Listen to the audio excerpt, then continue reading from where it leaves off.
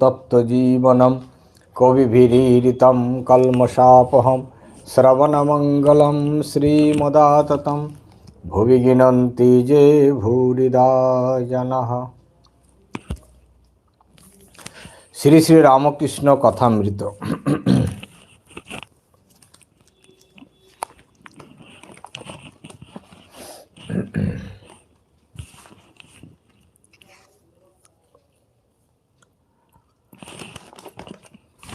গুরুরূপী শ্রীরামকৃষ্ণ ভক্ত সঙ্গে শ্রীযুক্ত ঈশান মুখোপাধ্যায়ের বাটিতে।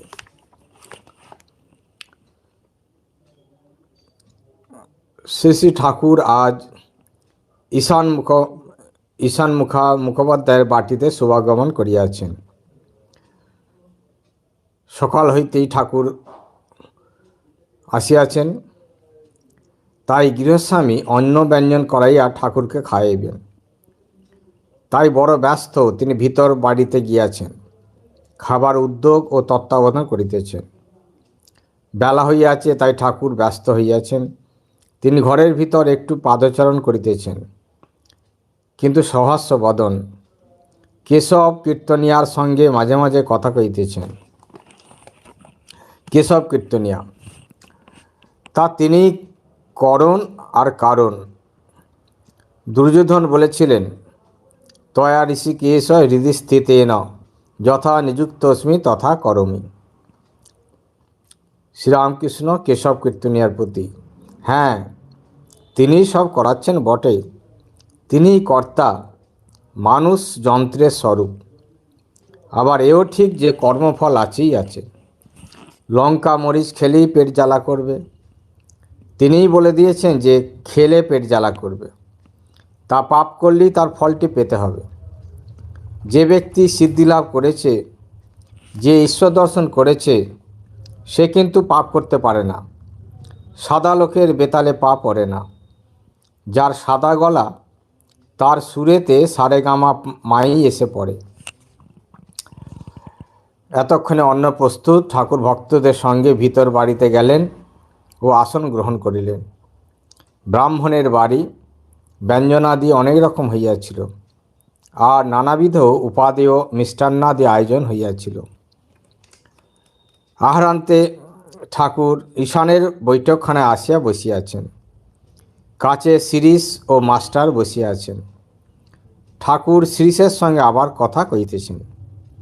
শ্রীরামকৃষ্ণ শিরিষের প্রতি, তোমার কি ভাব, সো অহম না সেব্য সেবক? দেখো, সংসারী পক্ষে সেব্য সেবক ভাব খুব ভালো।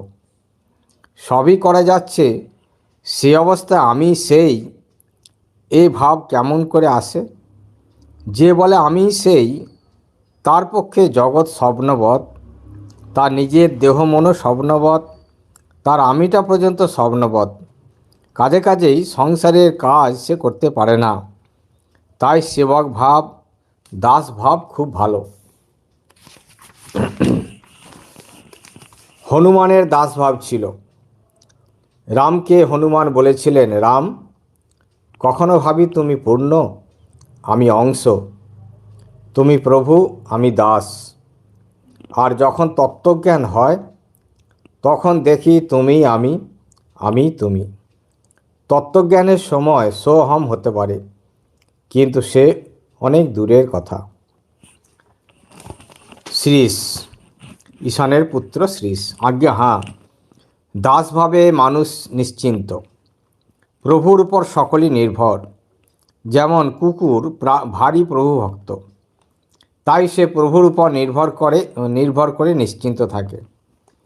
শ্রীরামকৃষ্ণ, আচ্ছা, তোমার সাকার না নিরাকার ভালো লাগে? কি জানো, যিনি নিরাকার তিনিই কিন্তু সাকার। ভক্তের চোখে তিনি সাকার রূপে দর্শন দেন। যেমন অনন্ত জলরাশি, মহাসমুদ্র, কুলকিনারা নাই, সেই জলের কোনো কোনো স্থানে বরফ হয়েছে। বেশি ঠান্ডাতে জল বরফ হয়। ঠিক সেইরূপ ভক্তিহীনে সাকার রূপ দর্শন হয়। ভক্তের কাছে তিনি সাকার রূপ দর্শন দেন। আবার যখন সূর্য উঠল, বরফ গলে গেল। যেমন জল তেমনি জল। সেইরূপ জ্ঞান পদ বা জ্ঞান সূর্য উঠলে ভক্তিরূপ বরফ গলে যায়। বিচার পথে গেলে সাকার রূপ আর দেখা যায় না, আবার সব নিরাকার। জ্ঞান সূর্য উদয় হওয়াতে সাকার বরফ গলে গেল। কিন্তু দেখো, যারই নিরাকার তারই সাকার। জলই বরফ, বরফই আবার জল। সন্ধ্যা হয় ঠাকুর গাত্রোত্থান করিয়াছেন, এইবার দক্ষিণেশ্বরে প্রত্যাবর্তন করিবেন। বৈঠকখানা ঘরে দক্ষিণে যে রক আছে তাহারই উপর দাঁড়াইয়া ঠাকুর ঈশানের সহিত কথা কহিতেছেন। সেইখানে একজন বলিতেছেন যে ভগবানের নাম নিলেই যে সকল সময় ফল হবে এমন তো দেখা যায় না। ঈশান বলিলেন, সে কি? অসত্যের বীজ অত ক্ষুদ্র বটে, কিন্তু উহারই ভিতরে বড় বড় গাছ আছে, তা সে দেরিতে দেখা যায় বটে। শ্রীরামকৃষ্ণ, হ্যাঁ, ফল দেরিতে হয়, কিন্তু শক্তি আছেই। ঈশানের শ্বশুর ক্ষেত্রনাথ চাটুর্যের বাড়ির পূর্ব গায়ে। দুই বাড়ির মধ্যে আনাগোনার পথ আছে। চাটুর্য মহাশয়ের বাড়ির ফটকে ঠাকুর আসিয়া দাঁড়াইলেন। ঈশান সবান্ধবে ঠাকুরকে গাড়িতে তুলিয়া দিতে আসিয়াছেন। ঈশানের বাড়ি মেছুয়া বাজার, কলেজ স্ট্রিট। ঠাকুর ঈশানকে বলিতেছেন, তুমি যে সংসারে আছো তা ঠিক পাঁকাল মাছের মতো। পুকুরের পাঁকে সে থাকে বটে, কিন্তু গায়ে পাঁক লাগে না। এই মায়ার সংসারে বিদ্যা অবিদ্যা দুই আছে। পরমহংস কাকে বলি? যিনি হাঁসের মতো দুধে জলে একসঙ্গে থাকলেও জলটি ছেড়ে দুধটি নিতে পারেন, পিঁপড়ের ন্যায় বালিতে চিনিতে একসঙ্গে থাকলেও বালি ছেড়ে চিনিটুক গ্রহণ করতে পারে, সেই হলো পরমহংস। শ্রীরামকৃষ্ণের ধর্ম সমন্বয়, ঈশ্বর কোটির অপরাধ হয় না। ঠাকুর শ্রীরামকৃষ্ণ ঈশানের বাড়ি হইতে শ্রীযুক্ত রামচন্দ্র দত্তের বাড়িতে আসিয়াছেন। এখান হইতে দক্ষিণেশ্বরে যাইবেন। সারাদিনের ঠাকুরের ভক্ত বাড়িতে শুভাগমন। রামের বৈঠকখানা ঘরটি আলো করিয়া ঠাকুর ভক্ত সঙ্গে বসিয়াছেন। শ্রীযুক্ত মহেন্দ্র গোস্বামী তার সঙ্গে কথা কইতেছেন। গোস্বামীর বাড়ি ওই পাড়াতেই, রামবাবুর পাড়াতেই। ঠাকুর তাহাকেও ভালোবাসেন। তিনি রামের বাড়িতে এলেই গোস্বামী আসিয়া প্রায় দেখা করেন। শ্রীরামকৃষ্ণ, বৈষ্ণব শাক্ত সকলেরই পৌঁছবার স্থান এক, তবে পথ আলাদা আলাদা। ঠিক বৈষ্ণবেরা শক্তির নিন্দা করে না। গোস্বামী সহাস্যে, হর পার্বতী আমাদের বাপ মা। শ্রীরামকৃষ্ণ সহাস্যে, থ্যাংক ইউ বাপ মা। গোস্বামী, তাছাড়া কারুকে নিন্দা করা, বিশেষত বৈষ্ণবের নিন্দা করায় অপরাধ হয়। বৈষ্ণব অপরাধ, সে অপরাধের মাপ আছে। সব অপরাধের মাপ আছে, কিন্তু বৈষ্ণব অপরাধের মাপ নাই। শ্রীরামকৃষ্ণ, অপরাধ আবার সকলের হয় না। ঈশ্বর কোটির অপরাধ হয় না, যেমন চৈতন্যদেবের ন্যায় অবতারের। ছেলে যদি বাপকে ধরে আলোর উপর দিয়ে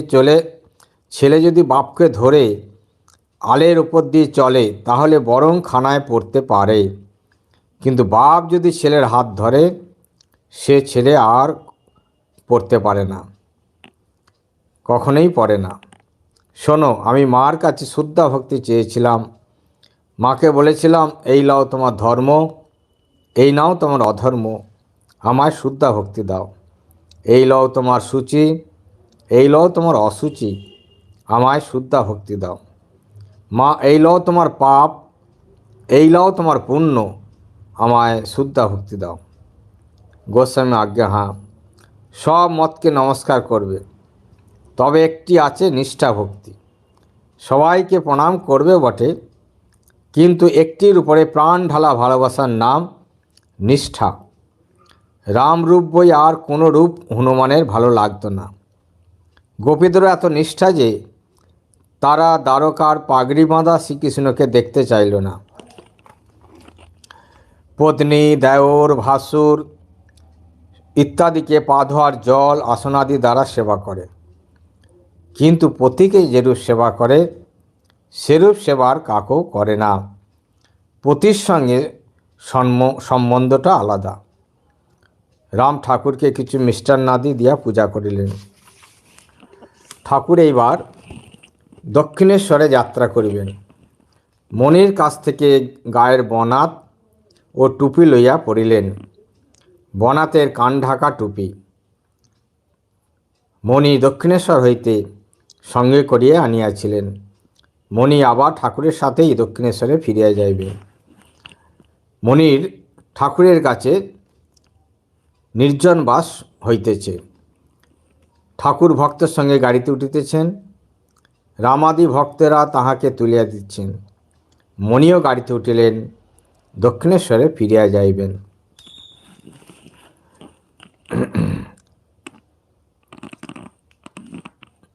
দক্ষিণেশ্বর মন্দিরে রাখাল, রাম, কেদার প্রভৃতি ভক্ত সঙ্গে বেদান্তবাদী সাধু সঙ্গে ব্রহ্মজ্ঞানের কথা হচ্ছে। ঠাকুর শ্রীরামকৃষ্ণ গাড়িতে উঠিয়াছেন। আজকে ঠাকুর কালীঘাট দর্শনে যাইবেন। শ্রীযুক্ত অধর সেনের বাটি হইয়া যাইবেন। অধরও সেখান হইতে সঙ্গে যাইবেন। আজ শনিবার 29শে ডিসেম্বর 1883 খ্রিস্টাব্দ, অমাবস্যা, দুপুর 1টা। গাড়ি তাহার ঘরের উত্তরের বারান্দায় দাঁড়িয়ে আছে। মণি গাড়ির দ্বারের কাছে আসিয়া দাঁড়িয়ে আছেন। মণি ঠাকুরের প্রতি, আজ্ঞা আমি কি যাব? শ্রীরামকৃষ্ণ, কেন? মণি, কলকাতার বাসা হয়ে একবার আসতাম। শ্রীরামকৃষ্ণ চিন্তিত হয়ে, আবার যাবে? এখানে তো বেশ আছো। মণি বাড়ি ফিরিবেন কয়েক ঘন্টার জন্য কিছু প্রয়োজনে, কিন্তু ঠাকুরের তাতে মত নাই। তাই মণির আজ যাওয়া হইল না। 30শে ডিসেম্বর বেলা 3টা হইয়াছে। মণি গাছতলায় একাকী বেড়াইতেছেন। একটি ভক্ত আসে বলিলেন, প্রভু ডাকিতেছেন। ঘরে ঠাকুর ভক্ত সঙ্গে বসিয়া আছেন। মণি গিয়া প্রণাম করিলেন ও মেঝেতে ভক্তদের সঙ্গে বসিলেন। কলিকাতা হইতে রাম, কেদার প্রভৃতি আসিয়াছেন। তাহাদের সঙ্গে একটি বেদান্তবাদী সাধু আসিয়াছেন। ঠাকুর যেদিন রামের বাগান দর্শন করিতে যান, সেই দিন এই সাধুটির সহিত দেখা হয়। সাধু পার্শ্বের বাগানের একটি গাছের তলায় একাকী একটি খাটিয়ায় বসিয়াছিলেন। রাম আজ ঠাকুরের আদেশে সেই সাধুটিকে সঙ্গে করিয়া আনিয়াছেন। সাধুও ঠাকুরকে দর্শন করিবেন এই ইচ্ছা প্রকাশ করিয়াছিলেন। ঠাকুর সাধুর সহিত আনন্দে কথা কইতেছেন। নিজের কাছে ছোট তক্তাটির ওপর সাধুকে বসে আছেন, আর কথাবার্তা হিন্দিতেই হইতেছে। ঠাকুর শ্রীরামকৃষ্ণ বেদান্তবাদী সাধুর প্রতি, তা এসব তোমার কিরূপ বোধ হয়?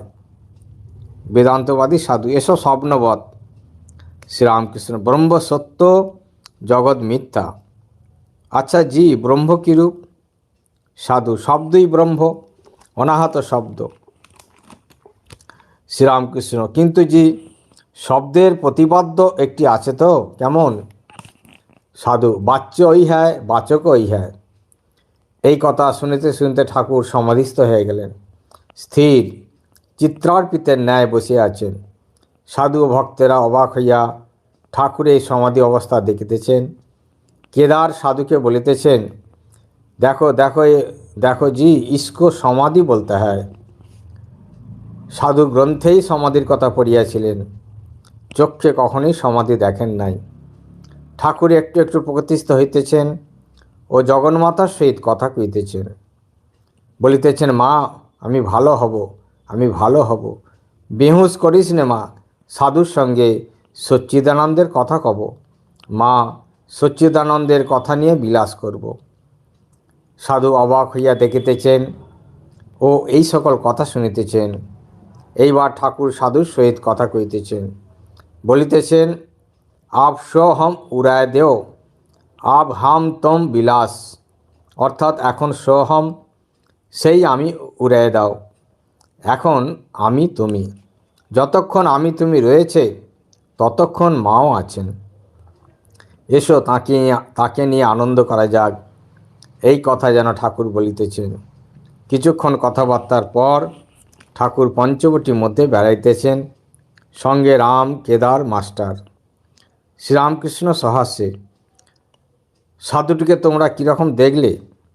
কেদার, শুষ্ক জ্ঞান, সবে হাঁড়ি চড়েছে, এখনও চাল চড়ে নাই। শ্রীরামকৃষ্ণ, তা বটে, কিন্তু ত্যাগী। সংসার যে ত্যাগ করেছে সে অনেকটা এগিয়েছে। সাধুটি প্রবর্তকের ঘর, তাকে লাভ না করলে কিছুই হলো না। যখন তাঁর প্রেমে মত্ত হওয়া যায় তখন আর কিচ্ছু ভালো লাগে না, তখন কেবল মাই থাকে। এই বলিয়া ঠাকুর গান ধরিলেন, যতনে হৃদয়ে রেখো আদরিণী শ্যামা মাকে, মন তুই দেখ আর আমি দেখি আর যেন কেহ নাহি দেখে। ঠাকুরের ভাবে কেদার একটি গান বলিতেছেন, মনের কথা কইব কিসই কইতে মানা, দরদি নইলে প্রাণ বাঁচে না। মনের মানুষ হয় যে জনা, ও তার নয়নেতে যায় গোছে না। ও সে দুই একজনা ভাবে ভাসে রসে ডোবে, ও সে উজান পথে করে আনাগোনা। ঠাকুর নিজের ঘরে ফিরিয়াছেন, 4টা বাজিয়াছেন। মা কালীর ঘর খোলা হইয়াছে। ঠাকুর সাধুকে সঙ্গে করিয়া মা কালীর ঘরে যাইতেছেন, মণিও সঙ্গে আছেন।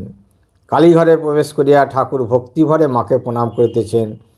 সাধুও দেখা দেখি হাত জোর করিয়া মাথা নয়া মাকে পুনঃ পুনঃ প্রণাম করিতেছেন। ঠাকুর বলিতেছেন, কেমন জি দর্শন? সাধু ভক্তিভরে, কালী প্রধানা হ্যায়। শ্রীরামকৃষ্ণ, হ্যাঁ, কালী ব্রহ্ম অভেদ। সাধু, যতক্ষণ বহির্মুখ ততক্ষণ কালী মানতে হবে। যতক্ষণ বহির্মুখ ততক্ষণ ভালো মন্দ, ততক্ষণ এটি প্রিয় এটি ত্যায্য। এই দেখুন, নামরূপ তো সব মিথ্যা, কিন্তু যতক্ষণ আমি বহির্মুখ ততক্ষণ সব ত্যায্য। আর উপদেশের জন্য এটা ভালো ওটা মন্দ, নচেত ভ্রষ্টাচার হবে। ঠাকুর সাধুর সঙ্গে কথা কইতে কইতে ঘরে ফিরিলেন। ঠাকুর মণির প্রতি দেখলে সাধু কালীঘরে প্রণাম করল। মণি, আজ্ঞা হাঁ। এই বলিয়া ঠাকুর মণির সাথে পঞ্চবটী হইতে নিজের ঘরে প্রবেশ করিলেন। কিছুক্ষণ ঠাকুর বিশ্রাম করিবেন।